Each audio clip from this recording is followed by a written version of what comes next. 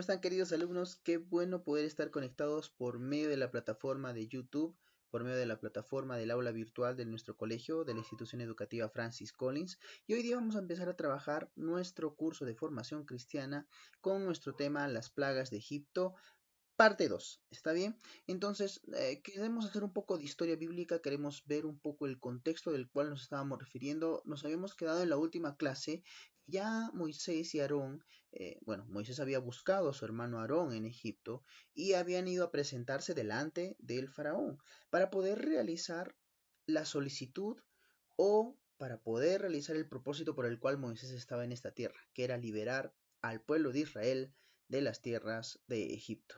Y para eso es que se junta con el faraón y empiezan a realizar prodigios y empiezan a realizar milagros según como Dios le había mandado a que se hiciera. Pero Faraón no le dio la oportunidad a Moisés y a Aarón para que el pueblo de Israel saliera de Egipto y por lo tanto se negó. Esto provocó que entonces llegara hacia la tierra de Egipto, llegaran las famosas 10 plagas. En la última clase habíamos visto las 5 primeras plagas, ¿está bien? 5 primeras plagas. La primera de las plagas que habíamos visto era la plaga de la sangre, la cual llenó o coloreó de sangre o formó parte, mejor dicho, ya del agua, o sea, la sangre, el agua se convirtió en sangre completa, incluido el río Nilo, que era uno de los ríos que era inclusive conocido o era pertenecía a los dioses que tenía Egipto. También llegaron una plaga de ranas, al mismo tiempo que llegó una plaga de piojos, plaga de moscas y la última de las plagas, o última de las plagas que vimos en la anterior clase, que es la número 5, fue la plaga en donde mueren los animales de los egipcios. Debemos recordar que en todas estas plagas, pues no había sido afectado el pueblo de Israel, solamente el pueblo de Egipto. ¿Ok? Ahora, entonces veamos qué es lo que está sucediendo ahora. Han pasado 5 plagas, las cuales ha golpeado muy fuertemente al pueblo de Egipto y aún Faraón ha decidido no dar su brazo a torcer y por lo tanto se mantienen las plagas con ellos. Son 5 plagas más que van a suceder durante este tiempo. La sexta plaga es la plaga de las úlceras. Empieza a atacar directamente el cuerpo de los egipcios y no solamente de ellos mismos, sino inclusive de quienes les servían, excepto, no olvides, de los israelitas. ¿Ok? Esta es la sexta plaga, la plaga de las úlceras. Luego viene una séptima plaga, que es la plaga del granizo.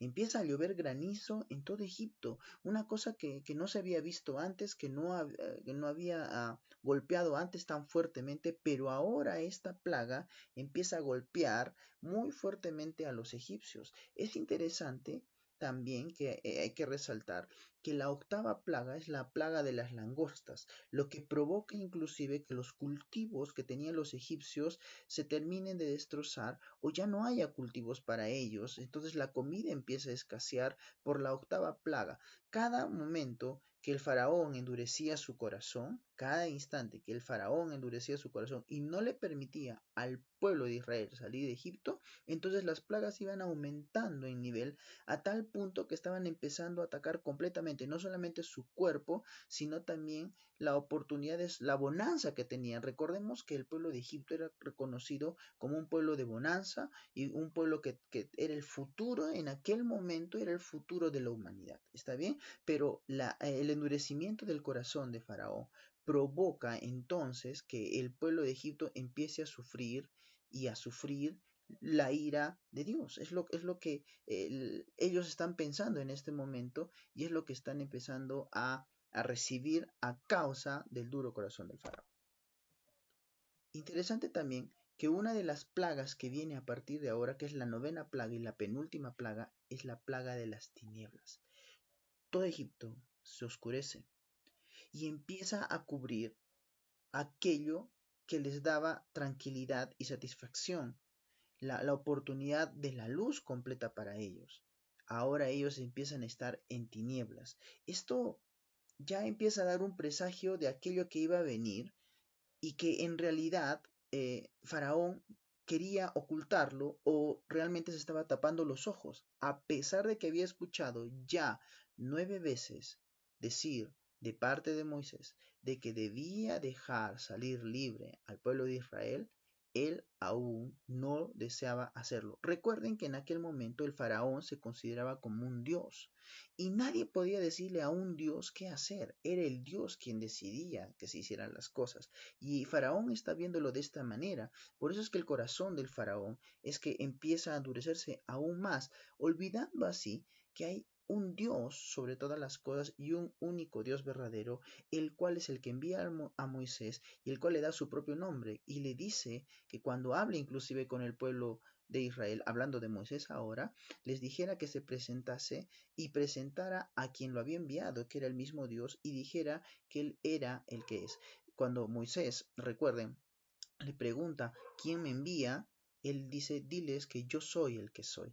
Y a pesar de esto, y a pesar de que inclusive Faraón pudo haber escuchado este mismo nombre, él, endurecido de corazón y entendiendo de que él también era un Dios, o creyéndose a sí mismo un Dios, no deja salir al pueblo de Israel de las tierras de Egipto. ¿Qué es lo que sucede? Tenía entonces que ahora no solamente afectarle al pueblo, afectarle al reino que tenía Faraón, entonces ahora le va a afectar su propia casa. La última de las plagas, que es la plaga de la muerte de los primogénitos, golpea muy seriamente la casa de Faraón, porque el primogénito, el primero de los hijos y el único hijo de Faraón, en este momento, hablando del que iba a tomar el trono, muere a causa de esta décima plaga. ¿Cuál es lo interesante de todas estas plagas? Es que a pesar de los consejos, este hombre no quiso hacer caso. A pesar de las advertencias, este hombre no quiso hacer caso y llegó al punto tal que golpeó inclusive la vida de su propia familia.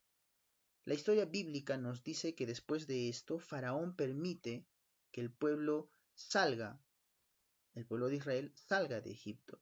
Y se empieza a escribir una nueva historia acerca de este pueblo, que es la famosa historia del Éxodo, donde empiezan a salir de Egipto y empiezan a vivir nuevas historias. No se olviden que entre la salida a la libertad completa y aún todavía la cautividad, hay algunos eventos que empiezan a suceder, como por ejemplo que Faraón desiste de la idea de haberles dado la libertad, trata de perseguirlos y trata de capturarlos nuevamente. Dios nuevamente mueve su mano poderosa y hace algo sorprendente.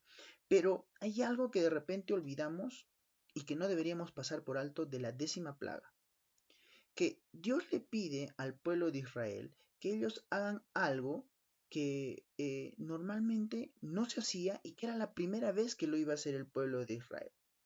Y es buscar la sangre del cordero.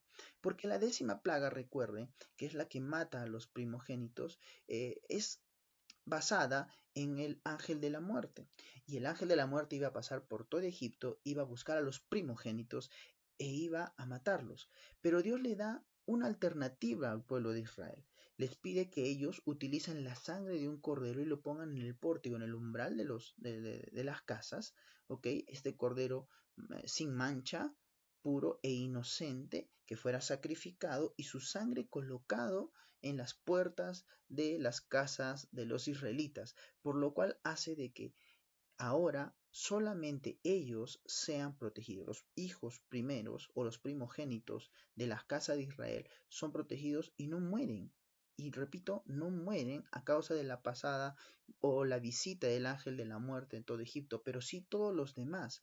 Esto que nos hace recordar, esta sangre de un cordero sin mancha y puro, en realidad simplemente era una imagen de lo que más adelante iba a suceder con un cordero igual, sin mancha y puro, que iba a morir y que iba a sacrificar su vida y cuya sangre derramada en el Calvario, en la cruz del Calvario, nos iba a permitir a nosotros ser salvos y la muerte ahora ya no podía reinar sobre nosotros, sino iba a pasar por encima de nosotros. Ya no tenía nada que ver en contra nuestra porque ahora Él ha vencido.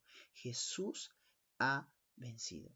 Así que chicos, esta es la historia de las plagas de Egipto y cómo es que Dios libera y cómo Dios nos da ya desde esta época una muestra de lo que iba a suceder y de que Jesús era el Cordero Santo que tenía que venir a lavar nuestros pecados y que su sangre lo iba a hacer y iba a lograr esto para nosotros. Ok, chicos, entonces hasta aquí tenemos nuestra clase de las plagas de Egipto. Yo quiero darte solamente unos breves consejos rápidos. Primero, no olvides que estamos enviando una práctica adicional para que tú puedas realizar la tarea siguiente. Primero y número uno, no te olvides que tienes tu guía, ¿sí? Tienes tu guía como la que yo tengo aquí en mis manos. Esta guía tiene la parte de los antecedentes, la parte de la teoría y adicionalmente tiene la parte de las prácticas. Por favor, te pedimos que en esta clase tú puedas llenar las prácticas correspondientes a el curso o mejor dicho al tema de las plagas de Egipto parte 2. No te olvides que debes llenar tu práctica y enviarme tu tarea por WhatsApp, ¿ok? Y habiendo sido llenado todas las preguntas. La segunda tarea es no olvides que debes pintar y realizar el pintado completo de todas las imágenes que se encuentran en esta guía, en este tema en especial. ¿Está bien? Y la tercera tarea, no olvides que nosotros cada vez que realizamos un tema, en nuestro cuaderno colocamos nuestro título y luego vamos a escribir nuestra cita lema de cada una de nuestras clases, que en este caso corresponde a Éxodo capítulo 6 versículo 6, que dice de esta manera: Yo soy el Señor, y os sacaré de la debajo de las tareas pesadas de Egipto, y os libraré de su servidumbre, y os redimiré con brazo extendido y con juicios grandes. No se olviden que esto debe estar también junto con el título y esta cita lema debe estar escrita en su cuaderno. Por lo tanto y por consiguiente, chicos, esto es todo lo que tenemos que realizar para nuestro trabajo del día de hoy. Repito, no olviden en llenar su práctica en sus guías y realizar también su cuaderno. Esperamos sus tareas y espero poder estar conectados con ustedes nuevamente. Ha sido un gusto verles, muchachos, y estar conectados por este medio. Cuídense mucho, Dios los bendiga.